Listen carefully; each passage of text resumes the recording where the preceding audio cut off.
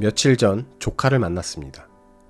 식사를 하다 특별히 물어볼 것이 없던 저는 이제 중학생이 된 조카에게 장래희망이 뭐냐고 물었습니다.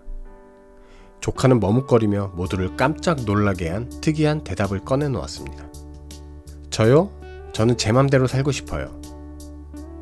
내 맘대로 살면 더 행복해질 것 같다는 뼈있는 대답이었습니다.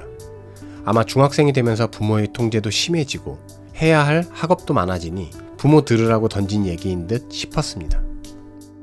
그런데 사실 우리도 가끔 어떤 것에도 얽매이지 않는 자유로운 삶을 동경하곤 합니다. 스스로 결정하고 원하는 대로 살아가는 삶이 진정한 자유와 행복을 가져다 줄 거라 믿으면서 말이죠. 직장에서는 유연한 근무 시간을 바라고 결혼 후엔 훌쩍 집을 떠나 혼자 여행이라도 떠나고 싶은 마음이 생기고 인간관계가 얽히면 내 감정 솔직히 다 폭탄처럼 쏟아붓고 싶어 하죠.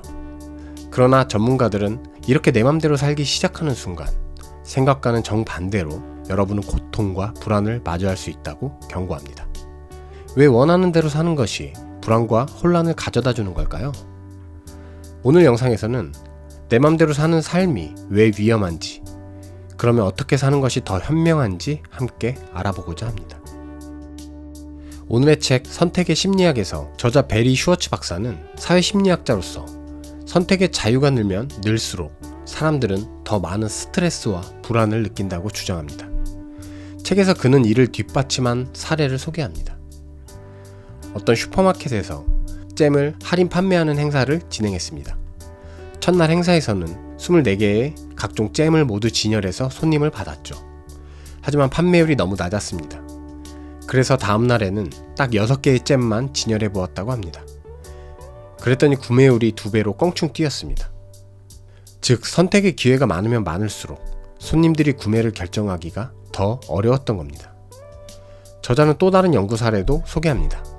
30가지 초콜릿 중 하나를 선택한 그룹이 6가지 초콜릿 중 하나를 선택한 그룹보다 선택 후 더 많은 후회와 불만을 표현했습니다. 결국 선택의 폭이 넓을수록 선택에 대한 만족도는 훨씬 떨어졌던 겁니다. 전 세계적으로 스트레스 관리 분야 최고 권위자로 평가받는 루스 해리스 박사 또한 자신의 저서 행복의 함정을 통해 스트레스와 선택의 문제를 이렇게 연관지었습니다. 사람들은 더 많은 자유와 선택이 주어지면 주어질수록 더 나은 선택을 해야 한다는 압박을 더 크게 받습니다. 해리스 박사는 그 때문에 선택의 기회가 많은 그룹이 적은 그룹보다 스트레스 수준이 평균 25%나 더 높았다고 말합니다. 결국 선택의 자유가 많을수록 결정도 어려워지지만 만족도도 크게 떨어져 결국 불안과 스트레스가 증가했던 겁니다. 그렇다면 왜 선택의 기회가 많아질수록 사람들은 불행하게 느끼는 걸까요? 그 이유 중 첫 번째는 선택의 폭이 넓어질수록 사람들이 후회를 할 가능성이 높아지기 때문입니다. 선택지가 많아지면 많아질수록 하나를 선택한 후 다른 선택지들이 더 낫지 않았을까 의심할 확률이 커졌던 겁니다. 게다가 선택지가 많다 보니 잘못된 선택을 할 확률도 커져서 중요한 결정의 타이밍을 놓치는 부작용도 컸습니다. 둘째, 선택의 폭이 넓어지면 결정을 내리는 과정 자체가 복잡해지고 시간이 많이 걸리게 됩니다. 이는 결정 피로로 이어져 중요한 결정을 내리는 데 있어서 집중력과 판단력을 떨어뜨리죠. 이렇게 불만족스러운 상태에서 결정을 내리는 탓에 제대로 된 결과가 나올 확률이 떨어져 후회와 불안감이 커지는 겁니다. 저자는 자유로운 삶을 살고 있는데도 고통을 느끼는 이유를 다음과 같이 말합니다. 행복의 유무는 자유를 어떻게 사용하는지에 달려 있습니다.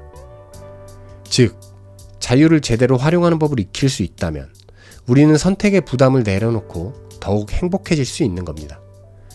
자, 그렇다면 우리에게 주어진 자유를 어떻게 하면 제대로 활용할 수 있을까요?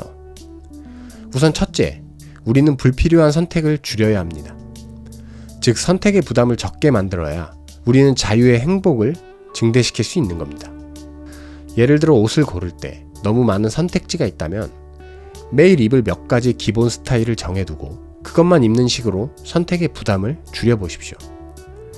미니멀리즘 라이프가 럭셔리 라이프보다 더 행복하다는 사람들의 주장이 설득력을 얻는 이유입니다. 일상에서 선택지를 줄이는 작은 차이들이 여러분의 행복감을 크게 향상시켜 줄 겁니다. 둘째, 자기 통제력을 강화하고 장기적인 목표를 설정해야 합니다. 자유가 주어졌다고 순간의 즐거움에 빠져서는 안 됩니다. 찰나의 도파민을 탐닉하기보다는 장기적인 만족을 위해 자기 통제력을 길러야 합니다. 화가 난다고 끊은 담배를 다시 피거나 당장 우울하다고 아이스크림 반통을 해치우는 것은 장기적인 행복을 해하는 일입니다. 금연이나 다이어트처럼 건강한 삶이라는 장기적인 목표를 지향할 때 우리의 삶은 더 큰 만족감 속에 행복해질 수 있습니다. 자유로운 삶이 반드시 행복이 아니라는 사실은 우리에게 중요한 교훈으로 다가옵니다. 현대사회는 각종 마케팅과 미디어 파급력 덕분에 무한한 선택의 자유와 즉각적인 만족을 추구하라고 우리를 유혹합니다. 하지만 이럴수록 우리는 자기 통제력을 더욱 길러야 합니다. 진정한 행복이란 자기 통제력의 범위 속에서 자유를 잘 사용하는 사람들에게 주어진다는 것을 꼭 기억하십시오. 선택의 부담을 줄이고 자기 통제력을 기르는 것은 우리에게 너무도 중요한 일입니다. 결국 자유를 추구하면서도 즉각적인 즐거움과 장기적인 만족 사이에서 균형을 잡는 일은 진정한 행복을 위한 정도의 길입니다. 이러한 원리를 이해하고 실천함으로써 여러분 모두 자유롭지만 더욱 행복한 삶을 누리시길 기원하고 응원합니다.